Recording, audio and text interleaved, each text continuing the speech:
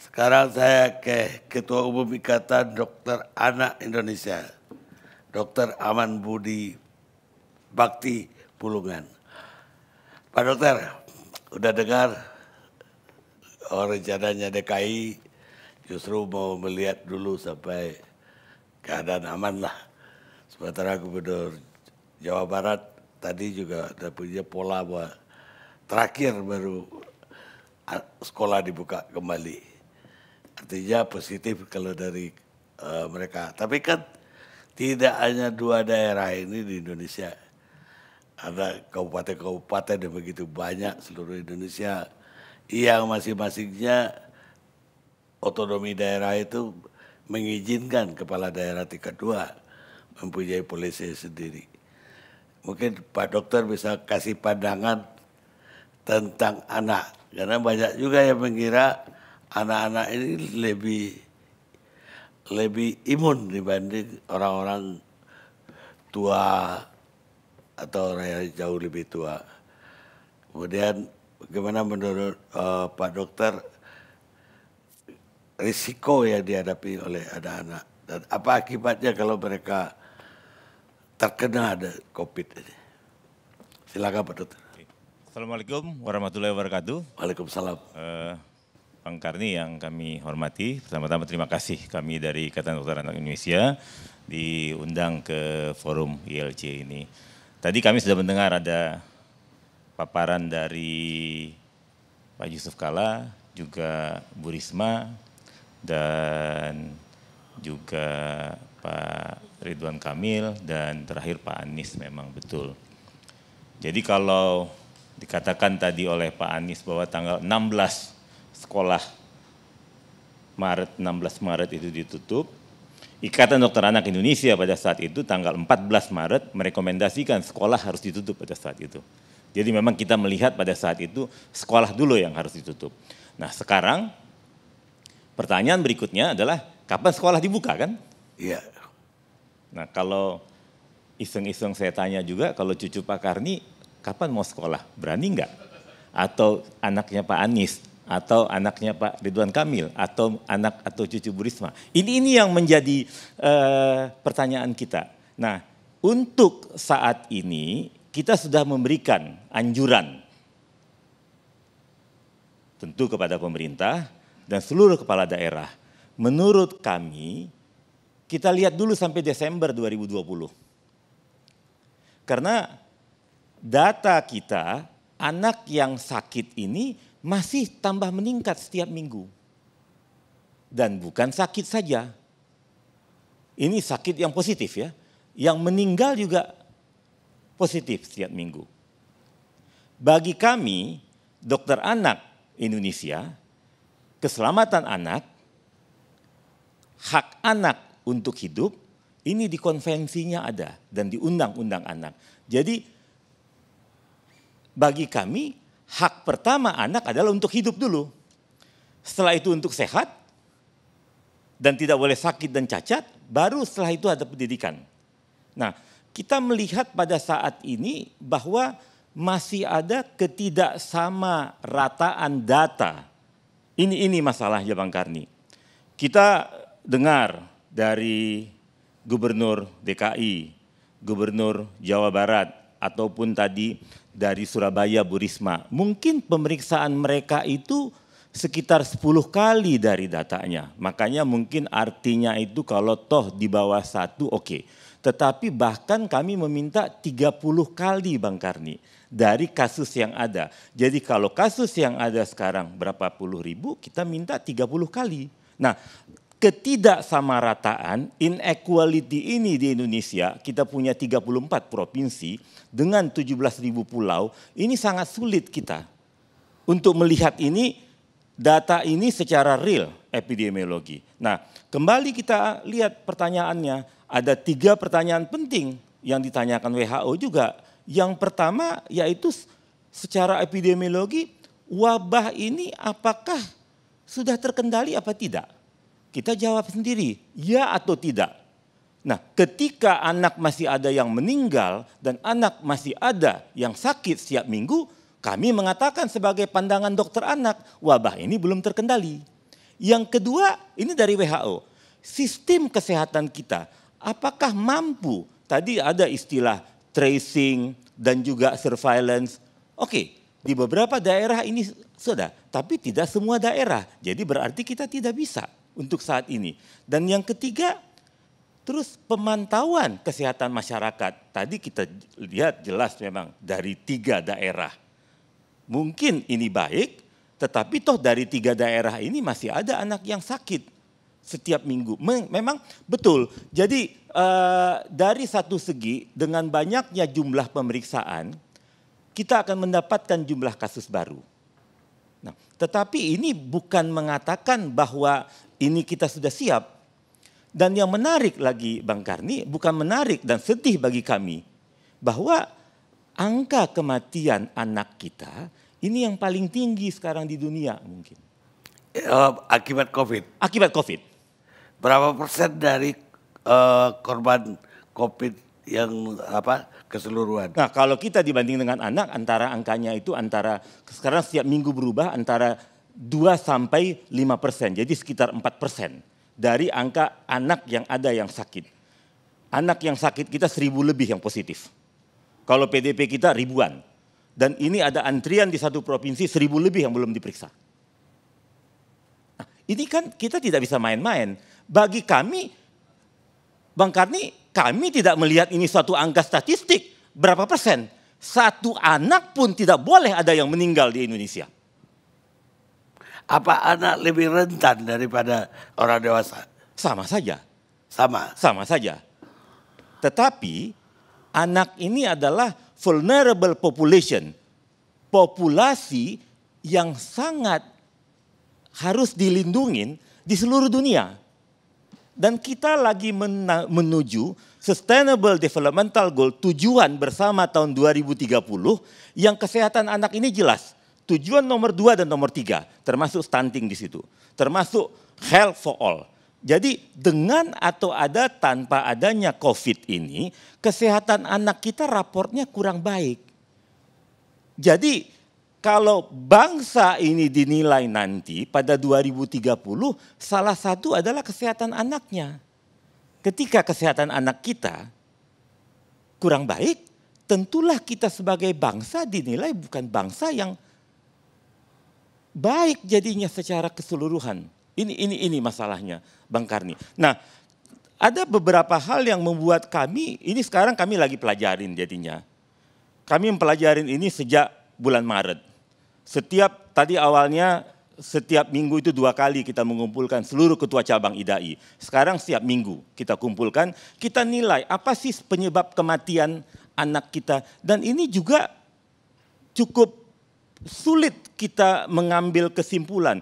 Pada DKI oke, penyebab kematiannya misalnya karena penyakit tidak menular. Tapi di beberapa daerah penyebab kematiannya karena infeksi, komorbidnya.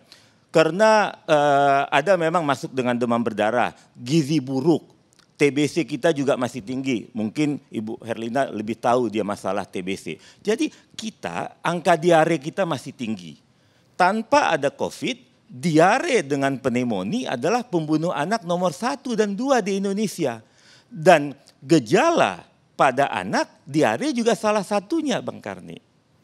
Jadi ketika ada anak demam dengan batuk dan sesak dan juga diare, harusnya kita anggap ini PDP semua dan ini harus di PCR semua tentunya kan.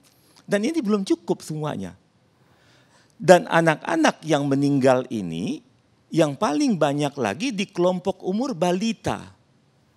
Dan juga di kelompok umur 1 tahun. Jadi Bang Karni bisa bayangkan perasaan kami, mereka ini tidak sempat ulang tahun pertama dan kelima. Jadi ini yang harus kita lindungin Bang Karni. Bukan, kalau orang dewasa itu kan dibilang kenapa banyak korban? Karena mereka punya penyakit bawaan. Betul, itulah komorbid.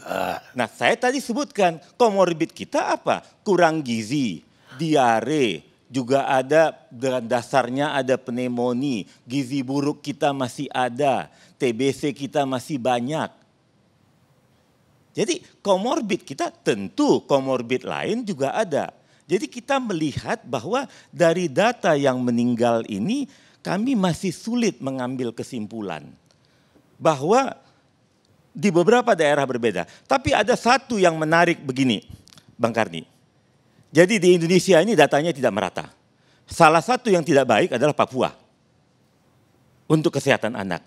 Tetapi pada saat ini untuk COVID anak, Papua ini masuk salah satu yang baik. Satu anak pun tidak ada yang meninggal, Bang Karni, di Papua. Kenapa? Awareness mereka ini sejak bahkan belum ada kasus anak, mereka ini sudah rapat terus-menerus, ketua IDAI-nya dilibatkan di situ. Jadi sampai saat ini every single case, setiap ada kasus baru ada di Papua, ketua IDAI-nya konsultasi ke Satgas Covid kita, ini langsung kita ikutin. Dan sekarang ini PCR di Papua 1 hari bisa selesai. Kalau misalnya di Jayapura. Jadi kita melihat bahwa kalau kita betul-betul serius, kita mau menanganinya, ada early detection, jangan sampai anak ini dalam keadaan berat, ini kita bisa mengatasinya, Bang Karni.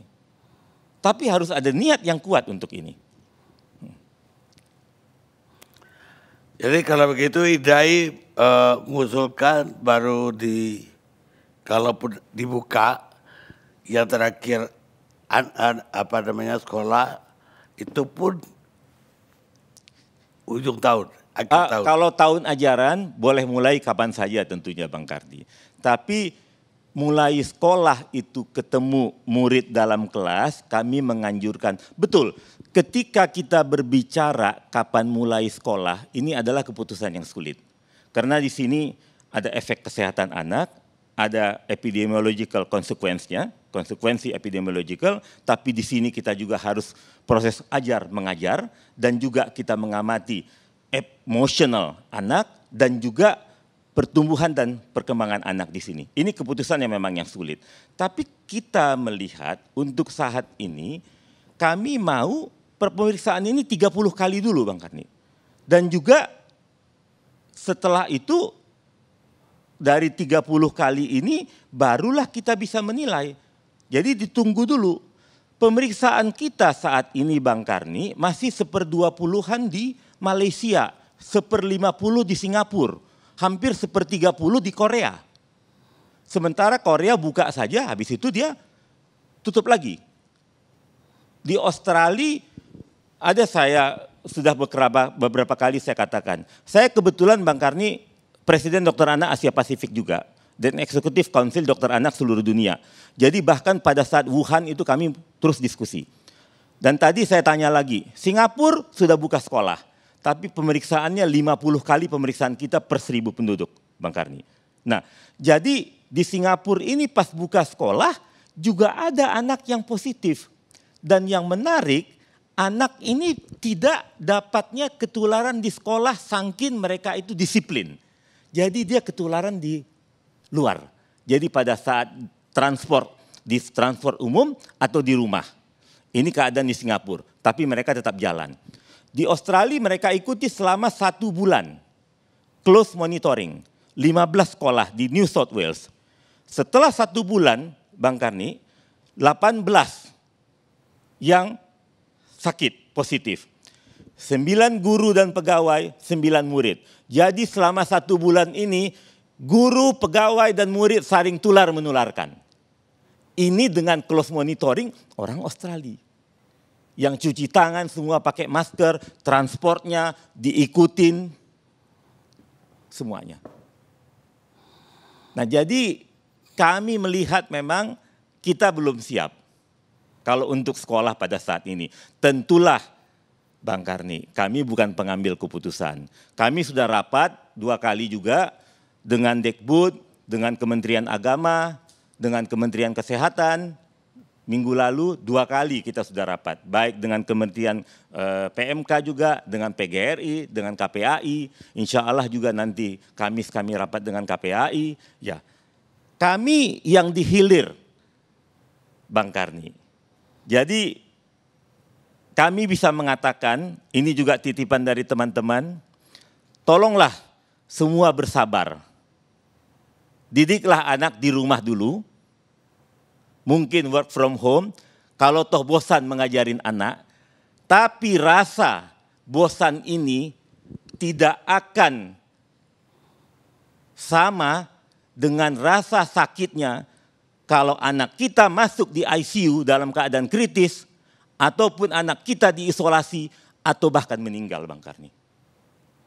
Ya, apalagi kalau anak diisolasi, orang tuanya juga gak bisa nunggu. Harus ikut diisolasi. Anak 17 tahun aja nangis, Bang Karni. Ya. Minta orang tuanya ikut diisolasi.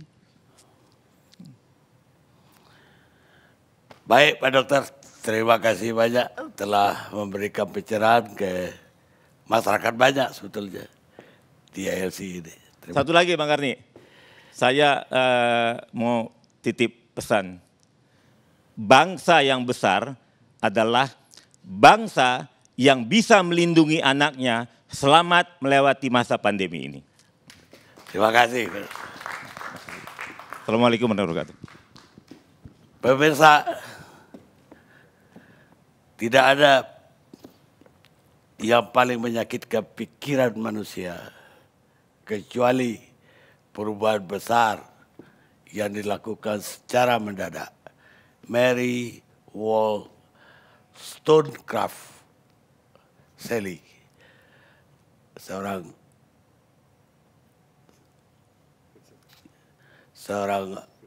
filosof Inggris.